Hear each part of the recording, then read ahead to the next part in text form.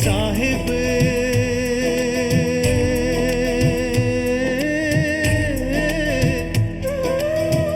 जग में महान है मेरा साहिब,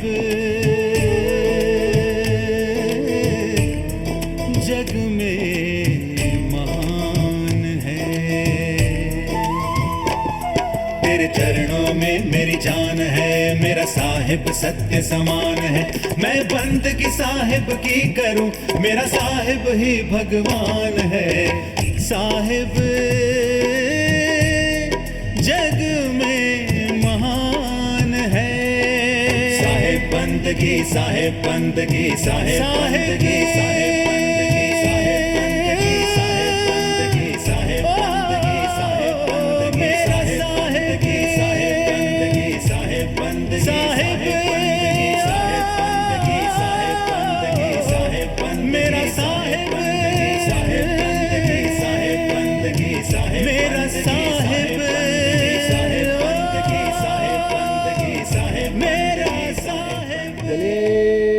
सदगुरुदेव की।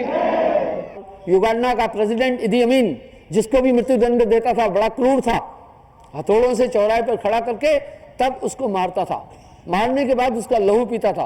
कहता था ये अब अगले जन्म में मुझसे बदला नहीं ले पाएगा। लेकिन विश्व कभी भी ऐसे आक्रांताओं, ऐसे क्रूर शासकों को माफ नहीं कर पाता है। तो कहा भाई फांसी की सजा इस तरह दी जाए, मौत की सजा की पीड़ा न हो। फिर उन्होंने फैसला किया पॉइजन का एक इंजेक्शन दे दिया जाए, जहर का एक इंजेक्शन देकर के आदमी को मारा जाए। धीरे धीरे स्लाइडली सोता जाएगा, मर जाएगा। पर मालूम है डॉक्टरों ने एक्सेप्ट नहीं किया, डॉक्टरों ने नकार दिया। बोला नहीं, हमारी सुई जीवन देने के लिए हम कोई जल्लाद नहीं है, हम ये काम नहीं कर सकते हैं। डॉक्टरों ने बिल्कुल भी इसको नकार दिया, हम नहीं कर सकते ये काम। हमारी सुई जीवन देने के लिए, हमारी सुई जान लेने के लिए नहीं, हम कोई जल्लाद नहीं है। हमारी इंजेक्शन आखिरी सांस में भी इंसान मर रहा है तो उसको जान देने के लिए ये काम हम नहीं कर सकते। इस तरह एक महात्मा, एक महापुरुष अपनी शक्तियों से कभी भी किसी को नुकसान नहीं पहुंचाएगा। अगर पहुंचा रहा है तो वो राक्षस हो गया, वो राक्षस हो गया। वो किसी के उत्थान के लिए इन शक्तियों का प्रयोग करता है, वो किसी के कल्याण के लिए इन शक्तियों का प्रयोग करता है। आपके हाथ में तमाचा मारने की ताकत है, लेकिन क्या सबको तमाचा मारते घूम रहे हैं आप? नहीं मार रहे हैं। आप सोचते हैं भाई ये अपराध होगा, लेकिन बहुत जरूरी जहां हो जाता है तो आप तमाचा भी लगा देते हैं। इस तरह एक महापुरुष अपने को बिल्कुल भी कंट्रोल में रखता है। हमेशा ये कोशिश करता है कि मेरी शक्ति के द्वारा किसी भी व्यक्ति को कोई भी पीड़ा न मिले, क्योंकि वो हमेशा ये सोचता है कि भाई हाथ तमाचे मारने के लिए ही थोड़ी दिया गया है, हाथ दिया गया है, कर दिए गए शुभ कर्म करने के लिए। हाँ, इससे तमाचा भी चलाया जा सकता है, लेकिन हमेशा तमाचा चलाना फिर क्रूर और हिंसक हो जाएंगे। इस तरह एक महापुरुष अपनी इन शक्तियों के द्वारा किसी भी कीमत में किसी को भी कभी भी कष्ट देना नहीं चाहता है। ये सब शक्तियां मनुष्य के अंदर है। गोरखनाथ में ये शक्ति थी, इसमें परफेक्ट थे। गोरखनाथ चासरी मुद्रा ये कहलाती है। आंखों के पीछे कंसंट्रेशन रोक करके इन शक्तियों को प्राप्त कर लेते थे, और एक ऐसा जिस्म भी प्राप्त हो जाता है जिसके द्वारा आदमी मूवमेंट भी कर लेता है। ये शरीर प्राप्त हो जाता है इस चासरी मुद्रा में। ओंकार भूचरी मुद्रा दूसरा नाम कह रहे हैं। त्रिकुटी है अस्ताना। व्यासदेव तिसको पहचाना महाज्ञान हो जाना। व्यास जी थोड़ा सा इससे हाइट में जाते थे। जैसे भाई BSc first year, second year, बस वो सेकंड ईयर में जा रहे हैं। उस अवस्था में साधक अपना ध्यान पूरा आज्ञा चक्र में रोकता है। यहाँ ये पंचवटी भी है। पांचों तत्व का वास आंख की आंखों में है। पांचों तत्व आधा आधा पौन पौन घंटा मूवमेंट करते रहते हैं। पांचों तत्व का कलर है। अंदर में ध्यान करने की विधियां हैं, पर वर्तमान में क्या है, अंतर्मुखी लोग कम मिल रहे हैं। गुरुआ लोग भी अंतर्मुखी कम मिल रहे हैं। जो अंतर साधना को जानने वाले लोग कम मिल रहे हैं। आइए हम देखते हैं, जैसे गायन की कला सबके पास नहीं है। साहब ने 6 राग के गाने का समय बोला। 6 रागों को कैसे गाना चाहिए, किस रित्म में गाना चाहिए, साहब ने अपनी वाणी में इसका उल्लेख किया है कि हम इन रागों को कब बोलें, इसकी ऋतुएं क्या हैं, राग कैसे गाएं, और इन रागों की लय क्या है, इसकी उत्पत्ति कैसे हुई है। आइए थोड़ा इस पर भी बातचीत करते हैं। ये 6 राग कैसे है। राग प्रथम भैरव कहो, मालकोस पुंजान, ये 6 राग ऐसे हैं। हिंडोल राग तीजो कहत, दीपक राग बखान, चौथा है दीपक राग। श्री राग कवि कहते हैं मेघ राग, राग पुंसार, खट रागन के नाम यह कहे भेद विस्तार। ये 6 राग हैं। राग भैरवी, राग मलकोस, राग हिंडोल, राग दीपक, राग श्री राग और राग मेघ, ये 6 राग। आइए देखते हैं रागों के गुण। भैरव सूर शूरता कहे, राग भैरवी में शूरता है। जैसे ऐ वतन हमको तेरी कसम, तेरी राहों में आसर लुटा जाएंगे, राग भैरव है। ये रोमांचित कर देता, खून उबलने लगेगा। इसी पर धुनें भी बनी हुई है। सेना में जितनी भी बैंडें हैं राग भैरवी पर हैं, ताकि एकदम आदमी में जोश उत्पन्न हो जाए। इन रागों के गुण भी है, ये सब गुण दिए। कोलू चले जो धाय, मलको सब जानिए पाहन पिघल बहाय।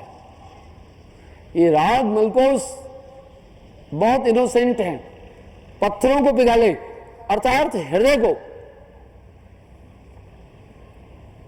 काफी प्रभावित करने वाला, इमोशनलिटी पैदा करता है, भावुक बना देगा। जैसे मन तरसत गुरु दर्शन को, आज राग मलकोस में है। पर बहुत कम गायक हैं जिनको यथार्थ में इन रागों की पूरी जानकारियां गाई जा रही हैं दुनिया। अब साहब समय भी दे रहे हैं, इन रागों को गायन का समय भी दे रहे हैं। देखिएगा, चले हिंडोला आपते सुनत राग हिंडोल। जब राग हिंडोल उठता है आदमी झूमेगा ऐसे, जैसे हिंडोला चलता है। कभी कभी आप देखें कोई ऐसी तर्ज, ऐसी धुन आती है तो आदमी झूलने लगता है। मैं यहां किसी की अस्तुत निंदा नहीं करने बैठा, लेकिन कम से कम हमारे भारतवर्ष में गायन में 2 लोगों का कोई मुकाबला नहीं है, एक रफी, एक लता। ये 6 रागों में गा लेते हैं। मैं बाकी गायकों की निंदा नहीं कर रहा हूं, इनको गायकी में बड़ा लंबा समय हो गया। ये इन रागों के गुण को अच्छी तरह जानते हैं, उत्तम कलाकार है। ये बहुत बेहतरीन कलाकार है और स्वभाव से भी निम्र थे दोनों। मुझे याद है इंदौर में नेहरू स्टेडियम में आज से करीब 45 साल पहले दारा सिंह की कुश्ती थी मस्जिद तबकारा के साथ। तो जब वो वहां आए तो एक पुराने पहलवान ने दारा सिंह से कहा, बूढ़ा हो गया था, बोला मैं भी पहलवान हूं, आओ 2 हाथ हो जाए। दारा सिंह झुका, उनके पैर को पकड़ा, कहा आप जैसे बुजुर्गों की कृपा से ही तो हम यहां हैं। उस बूढ़े ने, पहलवान ने दारा सिंह को पता क्या कहा, तू सच्चा पहलवान है। एक किसी भी कलाकार में घमंड नहीं हो। आप देखें जिसमें भी अहंकार है उसको लोग कम पसंद करते हैं। और जो बाकी पब्लिक की दुआ है, जो पब्लिक का समर्थन है, ये नॉर्मल नहीं है, ये आपको काफी सहयोग देगा। जो भी ऐसी बुलंदियों को छूने वाले लोग हैं उनके साथ में पब्लिक की दुआएं भी साथ होती है। घमंड न रहे। शायद सचिन तेंदुलकर से बहुत अच्छे बैट्समैन है, लेकिन वो उदंड नहीं है, निम्र है, शील है, इसलिए लोग उसे प्यार कर रहे हैं। उससे बेहतरीन फॉर्म वाले लोग भी हैं, लेकिन वो उदंड हैं, बदतमीजी कर बैठते हैं। कुछ लोग उसके समकक्ष भी चल रहे हैं, लेकिन उनमें गंभीरता नहीं है। लोगों का प्यार और हमदर्दी उसके साथ है, जरूर वो थोड़ा बहुत मदद दे देती हैं। इस तरह ये गायकी के जो कलाकार थे ये उदंड नहीं है, इतनी बुलंदियों को छूने के बाद भी इनमें गंभीरता है। इस तरह एक महापुरुष जो हैं वो कितनी भी बुलंदियों को छूता है उसमें अहंकार नहीं आता है। जिसमें भी अहंकार आ गया समझो कि वो डाउन है। अहंकार की उत्पत्ति होती ही अज्ञान से है। जिसमें भी अज्ञान है उसमें अंधकार है। अज्ञान की उत्पत्ति फिर अंधकार से है।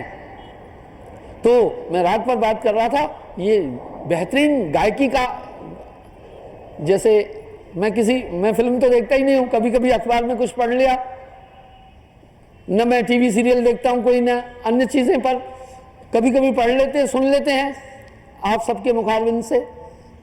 तो ये गायकी में इनका सानी नहीं, ये यथार्थ में इन 6 रागों को ठीक से जानते हैं और उतना ही अपने अंदर इमोशनलिटी बना लेते हैं। जिस गायन को, जिस राग को उठाना है वैसा अपना हृदय बनाना पड़ता है। जब तक अगर प्रभु की लहर में आप हिंडोल राग गा रहे हैं तो आपकी एक्टिविटी भी झूलने वाली होनी चाहिए, अंदर आपका मन भी वैसे ही होना चाहिए। अगर आप ये चीज देखेंगे रफ़ी की गायकी में यही है। जब मन तरसत गुरु हरिदर्शन को आज, जब वो गा रहे हैं सही में उनके अंदर तड़प है। लता जी के कई ऐसे गीत हैं जब आप सुनेंगे तो हृदय को छू लेते हैं। वो अपना हृदय भी वैसा बनाना जानते हैं। बस गाना ही सिर्फ केवल नहीं होता है, उसके साथ में अपनी इमोशनलिटी, अपना अंतःकरण भी उसी स्तर का बनाना होता है। तो आइए देखते हैं, वो कह रहे हैं भाई इन रागों के गुण हैं। बरसे जलगंधार अति मेघराज के बोल, उमंग उत्पन्न करते हैं राग मेघ, उमंग और तरंग, जैसे आप देखते हैं। और इनके गाने का समय भी है, ऋतुएं भी हैं। आगे कह रहे हैं श्री राग के सुरसने सूखो वृक्ष हरा, एकदम आपको उन्मादित कर देंगे श्री राग जब उठेगा। कह रहे हैं सूखा पेड़ भी हरा हो जाएगा, दीपक दियो बर उठे जो कोई जाने गाए। वाह, कबीर साहब कह रहे हैं अगर दीपक राग कोई सही से गाना जानता है तो दीपक को भी जला देगा। मेघराज को अगर ठीक से जानना जानता है तो बादलों को भी ला देगा। और अगर हिंडोल राग को ठीक से गाना जानता है तो आपको हिंडोले की तरह हिला भी देगा। वाह, ये गायन एक साधारण चीज नहीं है, ये एक बहुत बड़ी आर्ट है जो आपके हृदय को भी स्पंदन करता है। आइए हम देखते हैं रागों को गाने का समय भी है। हमारे स्नायु मंडल और हमारी नाड़ियों से इनका संबंध है, हमारी श्वास से इनका संबंध है। पिछले पहर निश्वसे समय भैरव राग बखान, सुबह पिछले पहर भैरव राग, माल को सब गाइए जब सब निकले भान। पिछला पहर क्यों कहा? 4 पहर की रात है, 4 पहर का दिन। अमृत वेले में रात और दिन का सामंजस्य होता है, और संध्या को भी। कह रहे राग भैरव, उस समय आप थके हुए नहीं होते, आपकी वाणी बड़ी बुलंद निकलेगी। गायक हमेशा थोड़ी अच्छा गा पाते हैं, स्वरों का संबंध है, ये कम गायकों को मालूम है। जब भी दहना स्वर चले राग हिंडोल कभी नहीं बनेगा।